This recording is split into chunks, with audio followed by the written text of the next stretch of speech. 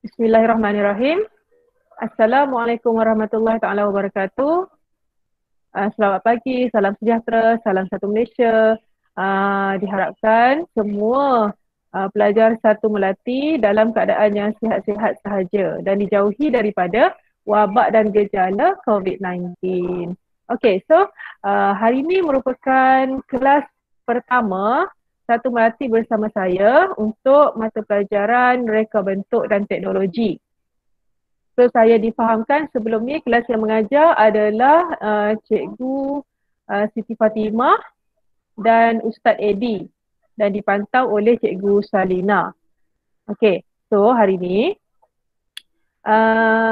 saya akan sambung balik apa yang dah diajarkan oleh Cikgu RBT masing-masing lah. Okey, hari ni kita akan teruskan pembelajaran RBT tingkatan 3 dengan bab 3 proses reka bentuk. Okay, disampaikan oleh saya Cikgu Ros Azura. Okay, subtopik besar, topik pada hari ini kita akan tengok project brief. Okay, project brief, siapa yang ada buku teks bersama-sama dengan hampa sekarang ni boleh rujuk buku teks sambil-sambil dengar GM saya ni. Buka surat 49. Okay, buka surat, buku teks muka surat 49. Hari ni kita akan cover 3 topik kecil, 3 subtopik kecil iaitu 3.1.1 definisi project brief, 3.1.2 ciri-ciri project brief dan 3.1.3 perancangan project brief. Okey, so jom kita mulakan kelas hari ini ya. Kalau saya laju sangat, boleh tekan pada button raise hand yang ada gambar tangan tu ataupun bagi tahu di ruangan chat. Boleh? Boleh ya? Okey, siapa yang bersama saya sekarang? Sila tekan raise hand. Tekan yang simbol. Okay. So siapa yang bersama saya sekarang tekankan raise hand. Okey, ada dah beberapa murid yang dah tekan raise hand. Terima kasih banyak-banyak. Okay, so kita teruskan kelas untuk hari ini. Okay, project brief. Project brief, apa yang dimaksudkan dengan project brief? Kita tengok ya, definisi project brief. Definisi bagi project brief adalah proses perbincangan awal antara dua pihak iaitu pengurus projek dengan pelanggan untuk mendapatkan idea reka bentuk. Okay, so project brief ni dia perbincangan awal. Perbincangan awal antara siapa? Antara pengurus projek dengan pelanggan. Okay, project brief, perbincangan awal di antara pengurus projek dengan pelanggan. Okay, apa tujuan project brief dilaksanakan? Okay, project brief ini tujuan dia adalah untuk mengadakan proses perbincangan awal antara dua pihak iaitu pengurus projek dengan pelanggan untuk apa? Okay, untuk mendapatkan idea reka bentuk yang diingini. Okay, sebab pelanggan dia akan melantik seorang pengurus projek untuk menyiapkan projek dia. So sebelum pengurus projek ni nak laksanakan projek tersebut, dia mesti tahu sedikit apa kehendak pelanggan. So sebab itulah pengurus projek kena adakan project brief dengan pelanggan. Okey. Okey, seterusnya kita tengok apa ciri-ciri project brief. Okay, di sini dinyatakan ada 7 ciri-ciri project brief iaitu yang pertama adalah kena ada tajuk projek. Okay, kena ada tajuk projek. Kemudian yang kedua, gambaran keseluruhan projek. Yang ketiga, kriteria projek. Yang keempat, perancangan pengurusan projek. Yang kelima, analisis kajian. Yang keenam, lakaran idea. Dan yang ketujuh, mockup atau model. Okey, sekejap lagi saya akan tunjukkan slide untuk menyampaikan huraian bagi setiap ciri-ciri projek tersebut. Boleh nak? Okey. Kalau saya laju sangat, tolong raise hand. Saya akan notice sebab saya buka dekat handphone juga. Okay, sambil-sambil tu. Okay, sebelum tu saya nak tutup sekejap WhatsApp. Alright.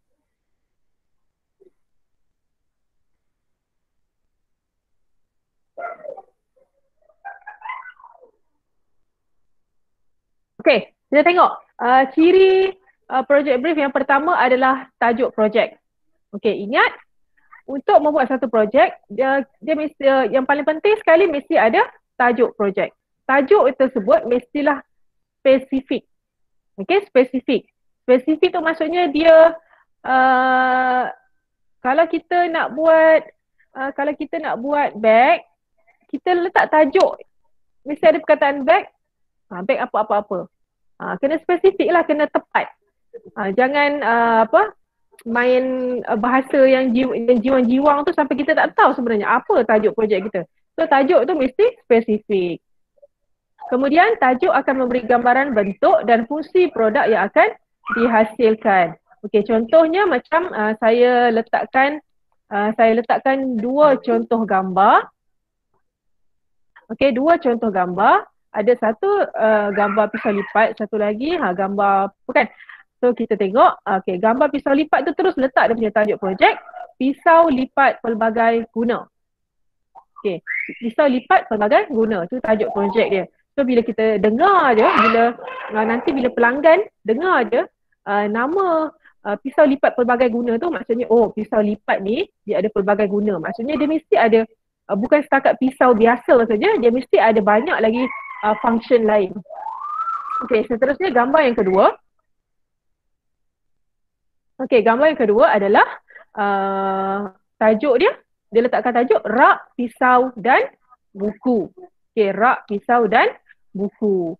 So memang memang spesifik sangatlah dia punya tajuk dia tu. So kita boleh tahu rak tu memang untuk letak pisau dan buku, bukan untuk letak sayur ke, buah-buahan ke, bukan. So dia spesifik terus kepada pisau dan buku. Okay, itu maksud tajuk projek yang spesifik. Faham ke setakat ni? Kalau faham, raise hand please. Okay, terima kasih. Alright, thank you very much. Okay, good. Okay, seterusnya kita tengok pula ciri yang kedua untuk project brief, iaitu gambaran keseluruhan projek. Okay, gambaran keseluruhan projek ini dia mesti ada di dalam pengurusan untuk menggambarkan pengurusan projek. Gambaran awal produk yang akan dihasilkan. Gambaran ini boleh ditunjuk dalam bentuk sama ada foto ataupun lakaran ataupun video atau apa saja bentuk yang agak-agak boleh memberikan gambaran keseluruhan bagi projek tersebut lah. Okay, contoh macam gambar yang ditunjukkan. Okay, gambar yang ditunjukkan ni dia letakkan ini dia nak buat satu meja serbaguna. Meja serbaguna ni boleh jadi sebagai coffee table. Okay. Coffee table, dan dalam masa yang sama kerusi dia tu boleh disimpan di bawah coffee table tersebut. So kita boleh nampak kan gambar dia, kelebihan daripada gambar tersebut kita dah boleh detect dah. Coffee table ni dia nanti kalau pelanggan beli, dia boleh menjimatkan ruang. Sebab apa? Kita boleh terus simpankan kerusi berada di bawah meja, dan dalam masa yang sama dia macam sesuai untuk orang-orang yang berimpian untuk hias rumah dia dengan konsep minimalis. Okay, dia simple tapi sangat best, sangat cantik. Okay, ini contoh lain. Contoh lain gambaran keseluruhan projek di mana dia cipta satu meja serbaguna. Meja serbaguna ni boleh jadi meja makan. Okay, kalau bukan pada waktu makan tengah hari ataupun makan malam, dia juga boleh digunakan sebagai, nampak tak tu? Sebagai apa? Dia boleh jadi sebagai meja snooker juga. Tengok dia punya bangku panjang ni. Okay, bangku panjang ni boleh jadi tempat penyimpanan bola snooker dengan kayu snooker kan.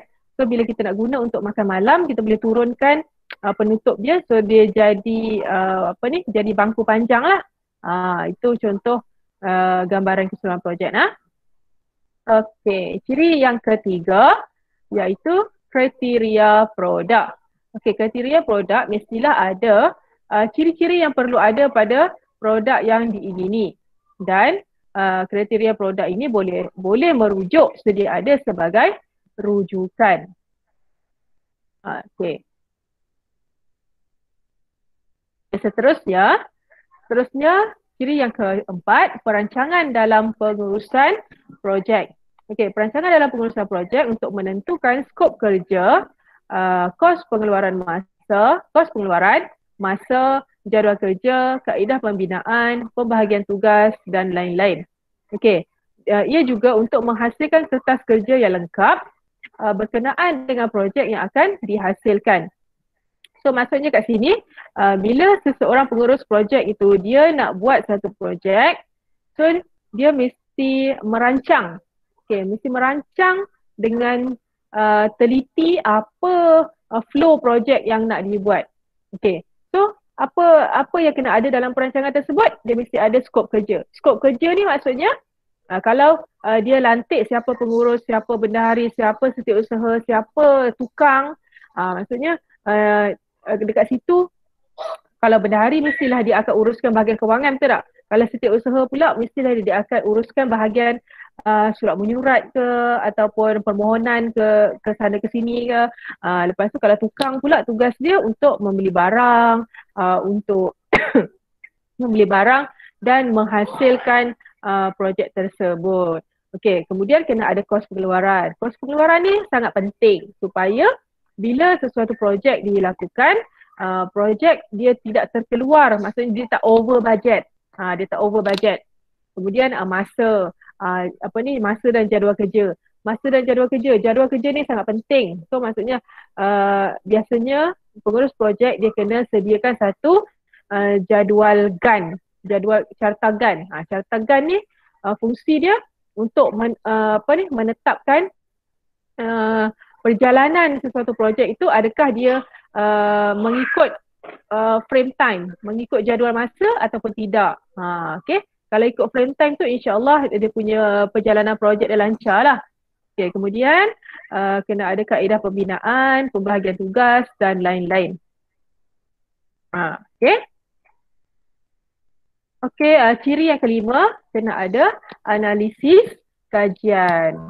Okay, so bila di dalam kita buat perbincangan awal di antara pengurus projek dengan pelanggan tadi, so kena buat juga analisis kajian, iaitu dua kajian yang perlu dilaksanakan adalah kajian reka bentuk produk dan kajian pasaran. Okay, so kita kena kaji juga macam mana nak buat produk tu nanti dan kena tahu juga macam mana nak dalam pasaran agak-agak ada orang akan beli ataupun tidak. So, dua jenis kajian ni kena dibuat lah, iaitu kajian reka bentuk, iaitu membuat perbandingan dengan produk sedia ada dari segi fungsi, bentuk dan lain-lain. So, kalau kita nak buat produk yang baru, kita tak boleh sama dengan produk yang sedia ada di pasaran. Okay, contohnya kalau macam hari ni iPhone ataupun iPhone ni company dia apa? Lupa lah. Okay, kalau iPhone dia nak cipta satu iPhone yang baru, dia mesti buat satu kajian reka bentuk yang mana reka bentuk untuk iPhone yang baru nanti ni akan lebih dia tak boleh sama dan dia mesti ada fungsi ataupun bentuk ada lebih lagi. Maksudnya kelebihan lagi berbanding dengan iPhone yang lama. Dia tak boleh sama lah. Kalau sama buat apa dia keluarkan produk yang baru, betul tak? So dia kena buat kajian tersebut. Okay, kemudian iPhone juga kena buat kajian pasaran. Okay, dia kena tengok pasaran. Siapa pesaing yang ada. So kalau pesaing-pesaing yang ada di sekitar dia, contohnya kalau nak buat iPhone kan. So dia ada pesaing, contoh macam Samsung, Huawei, Sony. Dia kena buat kajian lah apa persaingan yang ada. Apa yang pesaing ada yang dia kena buat lebih baik daripada pesaing. Okay. So dia kena kaji pula siapa dia punya sasaran pembeli dengan membuat soal selidik dan pemerhatian. Okay, soal selidik tu penting. Sebab tu sebelum saya buat setuju untuk buat Google Meet dengan satu melati. Saya buat dulu soal sidik, saya buat dulu soalan survey, betul tak? So dah ada yang jawab kata setuju untuk Google Meet, barulah saya buat Google Meet. Dia punya situasi dia lebih kurang macam tu. Okey, macam ni.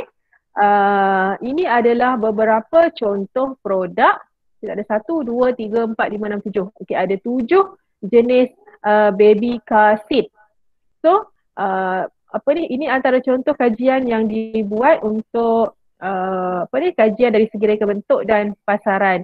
Dia nak tengok apa kelebihan, apa ciri-ciri dan apa kelemahan yang ada pada setiap produk tersebut, mungkin boleh diaplikasikan di dalam produk yang akan dibina nanti. Contohnya macam dia buat perbandingan dari segi weight capacity, seat weight, high limit dimensions, 5-point harness, cool holders, removable backrest, side impact protection, and then of course the price. So, kita boleh tengok lah harga yang paling mahal kat sini, yang paling mahal. Okey, berharga RM329.99 iaitu jenama Britex. Dan kita tengok yang paling murah pula adalah yang paling murah ada RM99.99. Ini jenama The First Year by Pathway B570. Itu contoh macam mana pengurus projek membuat kajian. Okey. Ini antara contoh kajian lagi. Kalau nak diciptakan lampu, lampu mentol. So dia buat perbandingan 4 jenis lampu mentol kat sini, iaitu yang pertama lampu mentol biasa yang bulat ni. Dan selalunya lampu dia warna oranye kan. Dia lampu Kalimantan MAM4 CFL, lampu Kalimantan T5 dan dayat pemancar cahaya LED. Okay, kebanyakan rumah-rumah di kampung dia menggunakan dayat pemancar cahaya LED.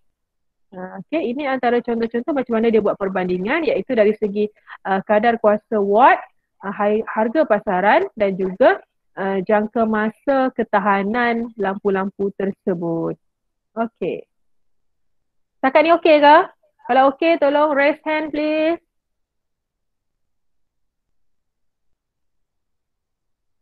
Okay, thank you very much. Ada 7 orang yang raise hand. Okay, right. So kita tengok pula ciri yang keenam, iaitu lakaran idea. Okay, lakaran idea ni memang sangat penting. Okay, lakaran idea adalah lakar idea dalam bentuk visual untuk menarik minat pelanggan dan memenuhi kehendak mereka. Okay, siapa biasa tengok kalau dalam drama ke filem ke yang ada kaitan dengan reka bentuk fashion kan? Kalau pereka fashion ni kadang-kadang dia suka buat sambil-sambil dia mencari ilham tu, dia buat lakaran sketch dalam dia punya buku sketch. Itu contoh lakaran idea lah tu. Okay. Kemudian dia tunjukkan dekat pelanggan. So pelanggan setuju ataupun tak. So pelanggan pula bagi tahu apa kehendak dia. Dia nak tambah kat mana-mana kot dia rasa baju tu nampak kembang ke, dia nak yang kecil sikit ke, macam itulah. Ini contoh lakaran idea. Contohnya kalau macam orang ni seseorang pengurus projek tu ditugaskan untuk membuat interior design ID suatu rumah ataupun hiasan dalaman. So dia buat lakaran macam mana susun atau perabot yang dia cadangkan dekat pelanggan. So pelanggan tengok, okay, pelanggan puas hati tak? Kalau pelanggan tak puas hati, pelanggan bagi tahulah dekat pengurus projek, okay, apa yang dia nak.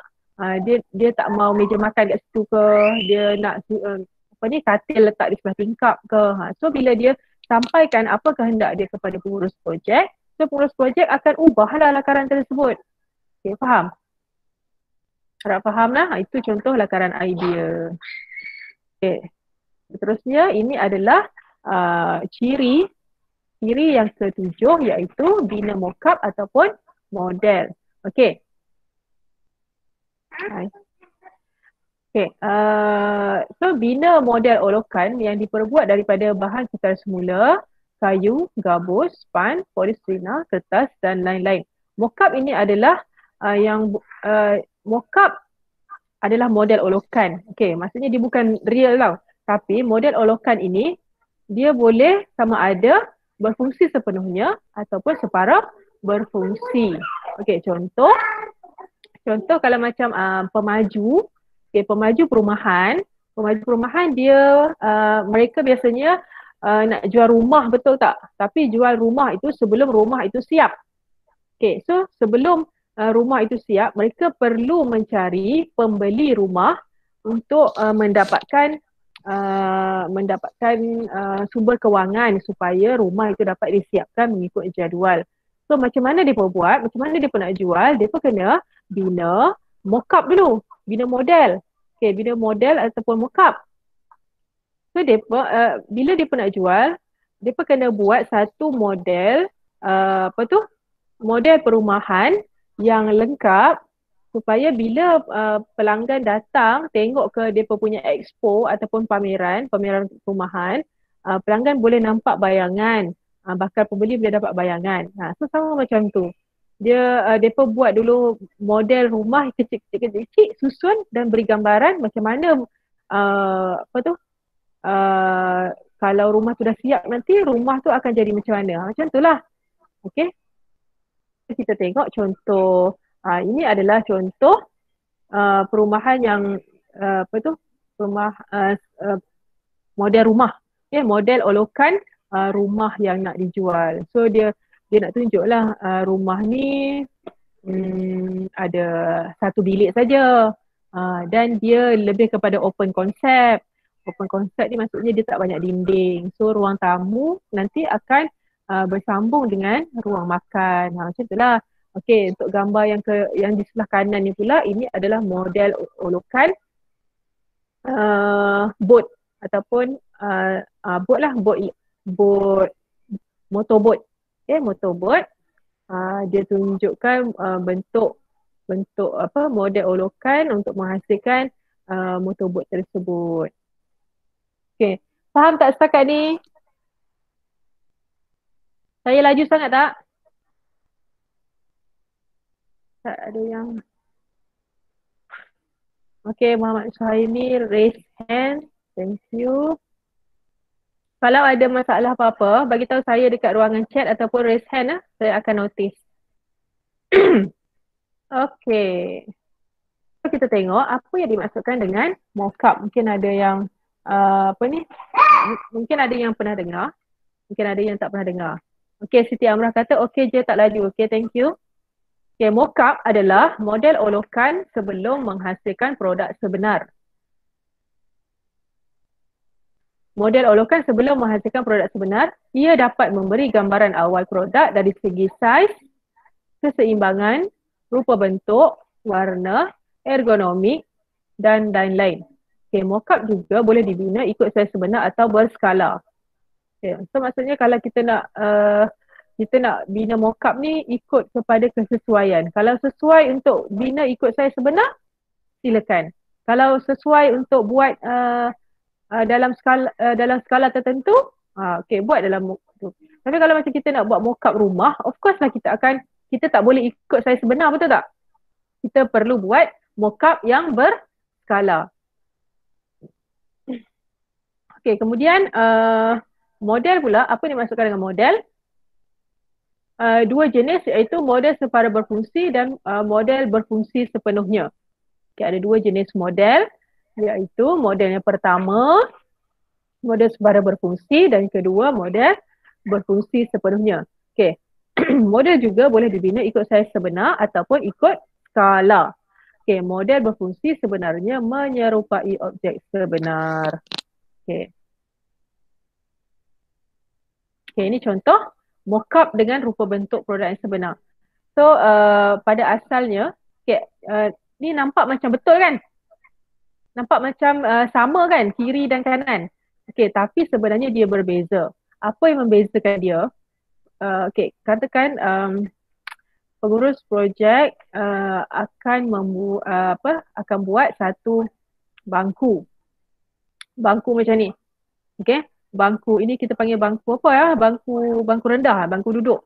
Okay, untuk mock-up mockup dia hanya menunjukkan gambaran awal ataupun lakaran idea awal dengan menggunakan bahan seperti kotak. Ini yang di sebelah kiri ni gambar bangku tapi dia guna kotak dulu untuk bagi gambaran awal saja pada pelanggan.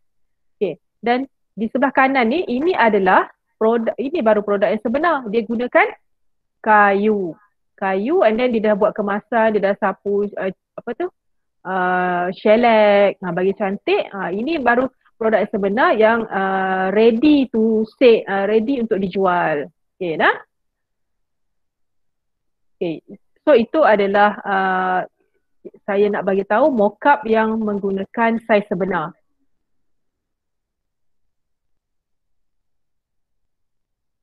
Okay, ada beberapa alatan dan bahan untuk membuat mockup ataupun model. Okay, antaranya hot glue gun ni famous lah. Hot glue gun, glue stick, apa benda ni, rivet. Itu apa tu? Kita panggil apa? Plaster of Paris, screw, paku, stapler gun dan super glue. Ini antara bahan-bahan famous lah untuk membuat mockup atau model sebab kita belum buat lagi produk yang sebenar. Okay, kemudian menilai hasil mockup atau model. Tujuan membuat penilaian mockup atau model adalah untuk mengukur pencapaian produk sama ada mengikut kriteria atau kualiti yang diingini oleh siapa? Oleh pelanggan lah. Okay, kemudian kaedah untuk menguji atau membuat penilaian produk ada dua kaedah ujian, iaitu ujian di lapangan dilaksanakan di tempat yang sebenar. Produk itu akan digunakan seperti kereta, ataupun buat ujian di makmal, dilaksanakan di makmal secara berkomputer dan sebagainya. Okey, kemudian kita ada penentuan parameter penilaian. Parameter ni ialah suatu ukuran yang ingin dijadikan piawaian. Okay, parameter ditetapkan terlebih dahulu sebelum membuat pengujian model. Okay, contoh kat sini contoh parameter ujian penilaian. Dia buat jenis ujian makmal. Okay. Ini contoh kalau apa nak cakap dah. Projek tersebut adalah projek kereta. Okay, kereta itu dia ada airbag. So ujian makmal parameter ni menjalankan keberkesanan airbag di dalam kereta tersebut. So dia maksudnya ujian ni dia tak gunakan orang yang sebenar, tapi dia gunakan orang yang orang patung. Sebab tu kita panggil ujian makmal. Okay. Airbag perlu dilepaskan sekiranya kereta mengalami daya impak ataupun pelanggaran dari hadapan dengan lebih daripada 25 meter per hour. Okay, 25 meter per hour. Okay. So, bila dia buat ujian ni, dia nak tengok keberkesanan airbag tu dia dapat berfungsi dengan baik ataupun tidak. Okay, ini ujian makmal. Kalau contoh ujian lapangan pula, ujian lapangan ni dia bawa produk tersebut dibuat ujian pada di lokasi sebenar. Okay, contoh, Pro 2 Azia ini dilakukan ujian pemanduan dan ditutup badannya kerana belum dilancarkan lagi. Ianya perlu melalui 200 km perjalanan tanpa mengalami apa-apa masalah. Okay, itu contoh ujian lapangan. Beza lah ujian makmal dengan ujian lapangan. Ujian makmal ni dia bukan di lokasi sebenar. Kalau ujian lapangan ni di lokasi sebenar. Okay, ini contoh produk. Right, seterusnya kita tengok perancangan projek brief pula. Perancangan projek brief merangkumi dua kriteria penting, okay, iaitu kriteria pertimbangan utama dan catatan penerangannya. Kedua-dua kriteria ini terdapat di dalam borang projek brief. Senarai semak dalam bentuk penyataan masalah dibuat terlebih dahulu berdasarkan kriteria pertimbangan utama sebelum melengkapkan borang projek brief. Okay, contoh penyataan masalah kriteria pertimbangan utama ditunjukkan dalam rajah dalam jadual 3.1 ada dalam buku teks. Ya? Ini contoh senarai semak penyataan masalah, ciri-ciri pertimbangan utama. So dalam senarai semak penyataan masalah ni kita antara kriterianya kita nak tahu fungsi, persembahan, tujuan pasaran dan kuantiti. Okay, contoh fungsi. Tadi gambar produk yang tadi saya tunjuk tu kemah seberguna kan. Okay, kemah tu apa tujuan dia? Untuk aktiviti bersama keluarga. Di mana produk ni boleh digunakan di hutan, pantai, kawasan perkelahan. Okey, persembahan dia dilakukan dengan sama ada lakaran ataupun AutoCAD. Lakaran ni kalau kita guna freehand lah. Kalau AutoCAD ni kita gunakan komputer. Okey, tujuan pasaran guru, pelajar dan individu yang berminat dengan aktiviti outdoor dan pelbagai jenis kemah yang dijual. Okey, kuantiti kita target contoh pengurus projek tu dia target untuk bina 50 unit dahulu untuk dijual. Lepas tu kalau sambutan menggalakkan barulah dia tambah lagi kuantiti produk. Suara saya okey kah? Jelas tak? Kalau suara saya jelas, please raise hand. Okey, terima kasih. Okey, kemudian kita tengok kriteria pertimbangan utama yang seterusnya iaitu style dan gaya. Bagaimana reka bentuk produk ini? Adakah reka bentuk ini berpotensi untuk dipasarkan? So, penyelesaian atau pencerangan mempunyai kaki kemah. Oleh itu, kemah ini tidak akan mudah kotor. Ada 4 laluan masuk untuk memudahkan pengaliran udara, saiz kecil, bentuk geometri. Kemudian, adakah reka bentuk ini berpotensi untuk dipasarkan? Ya, kerana reka bentuknya berbeza dengan kemah yang dijual di pasaran dan ianya lebih selesa. Okay, kita tengok kriteria seterusnya iaitu kualiti. Bagaimanakah kualiti pembuatannya? Okay, kain kanvas yang tebal, kalis air, kukuh, boleh menanggung berat lebih 100 kg dan mudah dilipat dan disimpan. Okay, seterusnya kos. Berapa kos modal? Lebih kurang 1,000. Okay, berapakah keuntungan yang dikehendaki? Keuntungan lebih kurang 500. Okay, bagaimanakah langkah untuk mengurangkan kos? Okay, beli barang, bahan secara pukal untuk mendapatkan harga yang lebih rendah. Okey, kemudian jangka masa pula. Bilakah pelanggan mahu projek ini disiapkan? So, dalam tempoh 1 bulan. Berapakah denda yang perlu dibayar sekiranya produk tidak dapat disiapkan dalam jangka masa yang ditetapkan? So, pelanggan berhak membatalkan pembelian sekiranya produk tidak dapat disiapkan pada tempoh yang diberikan. Sebab tu tadi saya kata kita kena ada jadual kerja. So, kita kena patuh dengan jadual kerja tersebut. Sebab jika kita lebih daripada jangka masa yang ditetapkan, kemungkinan kita akan mengalami kerugian lah sebab pelanggan berhak untuk membatalkan pembelian produk. Okey, so itu saja slide yang saya nak bentangkan untuk hari ini. So tugasan, ini adalah tugasan untuk hari ini. Tugasan dia adalah apa kena jawab quizzes. Okey, quizzes ni saya akan hantar link di dalam grup nanti. Okay, hantar di dalam grup. Bila dah siap jawab kuis tersebut, sila screenshot muka surat last sekali iaitu ada skor. Okay, screenshot dia punya skor dan hantar ke dalam grup. Okay, boleh hantar ke dalam grup lah, tak perlu PM dalam saya pun tak apa, saya akan semak. Dan jangan lupa dekat screenshot tu nanti bila hantar, letakkan caption nama penuh supaya saya boleh semak siapa yang dah hantar tugasan. Okay, so saya sudahi kelas pada hari ini dengan ucapan terima kasih. Assalamualaikum warahmatullahi wabarakatuh.